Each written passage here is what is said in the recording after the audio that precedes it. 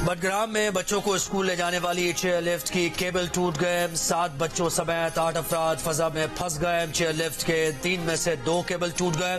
Cable टूटने से chair lift हवा में मौल्लक होकर रह गई। बच्चों को फंसे 10 घंटे से जायद वक्त गुजर गया।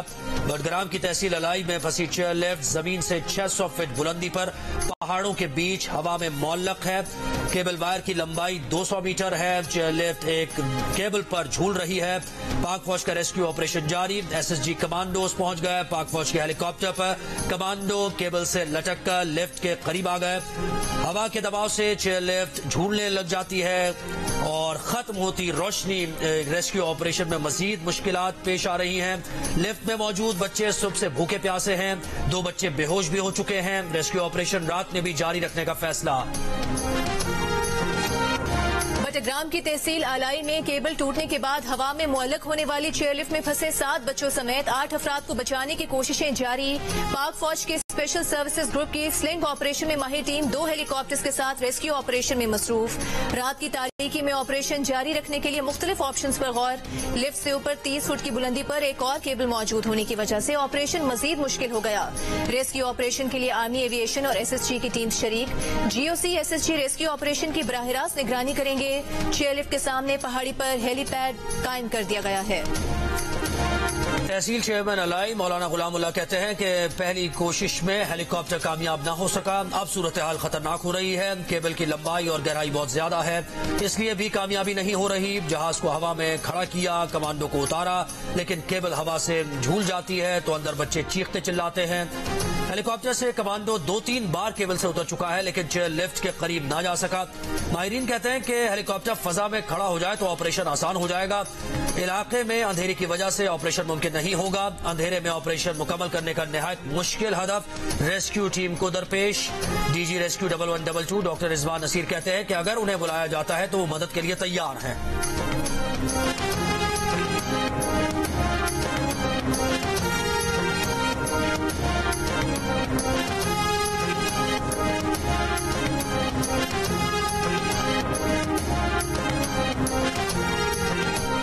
अलाई में चेयरलिफ्ट से मुतालिक इब्तिदाई रिपोर्ट सामने आ गई। रिपोर्ट के मुताबिक चेयरलिफ्ट में 7 तालिब इल्म और 1 मुकामी शख्स गवर्नमेंट हाई स्कूल बटंगी जाने के लिए सवार हुए।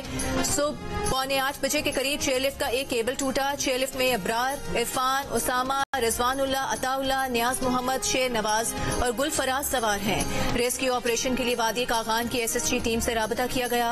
आर्मी हेलीकॉप्टर सुबह 12:15 बजे जाए वकुआ पर पहुंच गए। तकरीबन 2 बजे पाक फजाया के हेलीकॉप्टर भी रेस्क्यू के लिए पहुंच गया।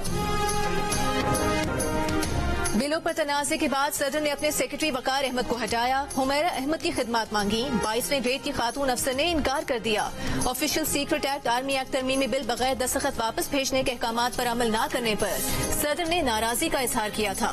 सदर आरिफ अलवी ने गुज़िश्ता रोज वज़ीर आज़म के प्रिंसिपल सेक्रेटरी सैयद तौकीर हुसैन शाह से कहा था कि उनके सेक्रेटरी वकार अहमद को हटाया जाए। हुमैरा अहमद को सदर मुमलिकत का सेक्रेटरी तैनात किया जाए। हुमैरा अहमद इस वक्त सेक्रेटरी कौमी विरसे की हैसियत से फराइज अंजाम दे रही हैं। सदर के अहकामात की अब तक तामील न हो सकी। कौमी असम्बली की तहलील के बाद इलेक्शन कमीशन ऑफ पाकिस्तान की इजाजत के बगैर कोई पोस्टिंग नहीं हो सकती। सदर मुमलिकत को किसी सरकारी अफसर को तब्दील करने का इस्तेहकाक नहीं। किसी भी तब्दीली के लिए उन्हें हुकूमत से राबता करना होता है और हुकूमत पर भी ये लाजिम नहीं कि वो सदर मुमलिकत की दरखास्त माने। आर्मी एक्ट और ऑफिशियल सीक्रेट एक्ट बिल्स की फाइल्स अभी सदारती चैम्बर में मौजूद हैं। सदर मुमलिकत के सुबुकदोश सेक्रेटरी वकार अहमद का सदर मुमलिकत को खत। वकार अहमद ने कहा कि सदर ने आर्मी एक्ट तरमीमी बिल की न मंजूरी दी, न ही तहरीरी तौर पर वापस पार्लियामेंट भेजने को कहा। सदर मुमलिकत FIA या किसी भी एजेंसी से इंक्वायरी करा लें। वकार अहमद का सुबुकदोश करने का फैसला वापस लेने का भी मुतालबा। इंटर बैंक में डॉलर मुल्क की तारीख की बुलंद तरीन सतह को छू गया। $1 ₹1.87 महंगा होकर 299 रुपए का हो गया। ओपन मार्केट में डॉलर $2 महंगा होकर 306 रुपए का हो गया। जुनूबी वजीरिस्तान के इलाके आसमान मंजा में फोर्सेज और दहशतगर्दों के दरमियान फायरिंग का तबादला। 4 दहशतगर्द मारे गए, 2 जख्मी। ISPR के मुताबिक फायरिंग के तबादले में 6 बहादुर सिपाहियों ने जामे शहादत नोश किया। इलाके में दहशतगर्दों के खात्मे के लिए सैनिटाइजेशन ऑपरेशन जारी है। पाकिस्तान रेंजर्स ने भारत की तरफ से स्मगलिंग की बड़ी कार्रवाई नाकाम बना दी। दरअंदाजी की कोशिशों में 6 भारतीय स्मगलर्स पकड़े गए। ISPR ने बताया कि गिरफ्तार भारतीय शहरी मुनशियात और हथियारों की स्मगलिंग में मुलविस हैं। गिरफ्तार स्मगलर्स के खिलाफ पाकिस्तान में रियासत मुखालिफ सरगर्मियों पर कार्रवाई होगी। भारतीय स्मगलर्स की BSF के जेरे निगरानी बॉर्डर से बिला रोक टोक नकलो हरकत पर हैरानी का इजहार। कहा, भारतीय BSF का स्मगलर्स के साथ मुमकिन गठजोड़ बईदस कयास नहीं। तवक्को है कि BSF बॉर्डर पर निगरानी का निजाम मौसर स्मगलर्स के साथ गठजोड़ खत्म करेगी। अफगानिस्तान के खिलाफ पहले वनडे में पाकिस्तान ने जीत के लिए 202 रन का हदफ दे दिया। फखर जमान, बाबर आजम, सलमान आगा नाकाम, इमामुल हक निस्फ सेंचुरी बनाने में कामयाब। निगरान वजीर आजम अनवारुल हक काकर ने कहा है कि इलेक्टोरल प्रोसेस को मॉनिटर करने के लिए तमाम तवानाइयां और किरदार अदा करेंगे। कोशिश होगी कि इलेक्शन का इनेकाद गैर जानिबदाराना और आजादाना हो। कराची में मज़ार कायद पर हाजिरी के बाद गुफ्तगू करते हुए अनवारुल हक काकर का कहना था कि निगरान हुकूमत महदूद वक्त के लिए आई है, अपनी आईनी जिम्मेदारी अदा करने के लिए पुरअज़्म है। निगरान वज़ीर आज़म ने कहा कि हर शहरी के हुकूक की हिफाजत करना रियासत की जिम्मेदारी है।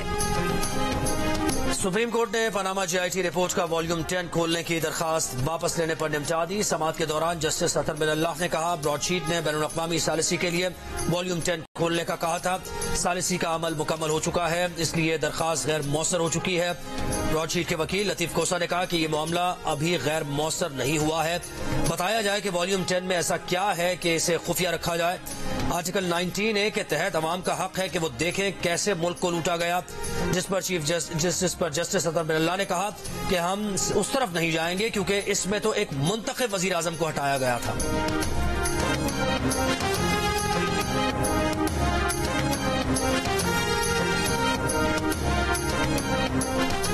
नैब तरमीम से मरियम नवाज को रिलीफ मिल गया। सुप्रीम कोर्ट ने रमजान शुगर मिल केस में जमानत मंसूख करने की दरखास्त वापस लेने की बुनियाद पर खारिज कर दी। नैब प्रोसिक्यूटर ने अदालत में बयान दिया कि मरियम नवाज का केस नैब तरमीम के बाद काबिल समात नहीं रहा। इस्तदा की दरखास्त खारिज करने की बजाय निपटा दें। चीफ जस्टिस ने प्रोसिक्यूटर से पूछा, दरखास्त निपटाएंगे तो आपको पसंद आएगा? अदालत ने मरियम नवाज के खिलाफ नैब दरखास्त खारिज करते हुए केस निपटा दिया।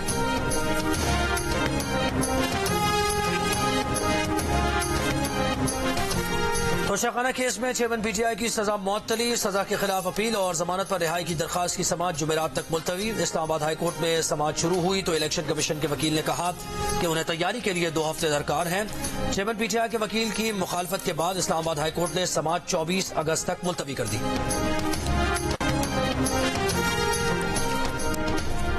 रहनुमा PTI असद उमर ने साइफर केस में ऑफिशियल सीक्रेट एक्ट अदालत से रुजू कर लिया। 29 अगस्त तक जमानत मंजूर। असद उमर ने साइफर केस में गिरफ्तारी की तरदीद कर दी। मीडिया से गुफ्तगू में कहा कि उनकी गिरफ्तारी की खबर गलत थी। साइफर पर 2 बार शामिल तफ्तीश हो चुके। दावा किया कि साइफर मामले पर क्लीन साबित होंगे। इंसदाद दहशतगर्दी अदालत से थाना संजानी में दर्ज मुकदमे में 12 अक्टूबर तक जमानत में तौसीह मिल गई।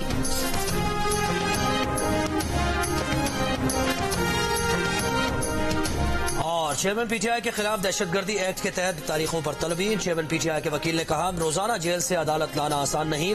5 मुकदमात की मुख्तलिफ तारीखें रखने के बजाय एक तारीख रख लें। इंसदाद दहशतगर्दी के जज अबुल हसनात ने कहा, चेयरमैन PTI को एक दिन ही आना है, कौन सी मुश्किल बात है। जब तलबी का मामला होगा तो फिर तमाम केसेस को यकजा कर देंगे।